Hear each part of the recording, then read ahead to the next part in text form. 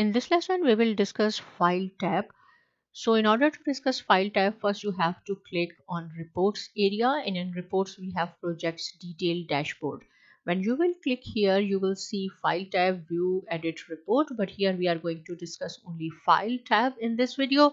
So click on the File tab. First option we have Save As, means if you want to save one more time your dashboard, you have to click on Save As. So here I am going to click Save As. This time I say I want projects. The name of my dashboard or report should be projects. So just click save. Within few seconds, you will see we have one more projects, right?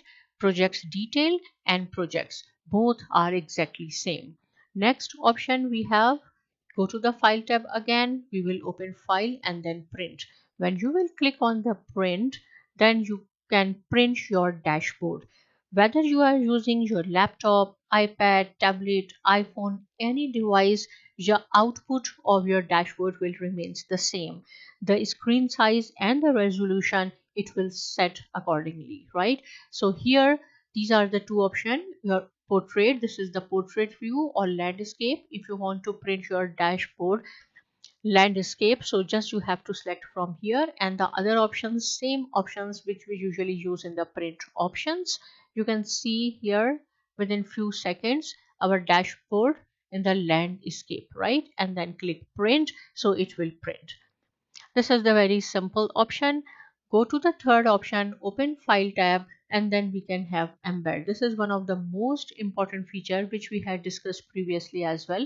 Click on the embed, then it will generate a link, and this link actually is available on the cloud, Power BI cloud. This is highlighted. Only you have to copy this link and send to all the members, whether they are a member of Power BI or not. If they are using their personal email, just copy this link and send to them, right? I did the same thing, and which we had discussed in last lessons as well. When they will open, when the members or any other person will open this link, click on the link, then they can see exactly the same dashboard which we have created. And this is the dynamic dashboard. Suppose if they want to see, they have to click on any project they want to see the information related to this project. So total actual is 156k, budget was 389k, and the variance is 232k, and Raj is working on this project, right?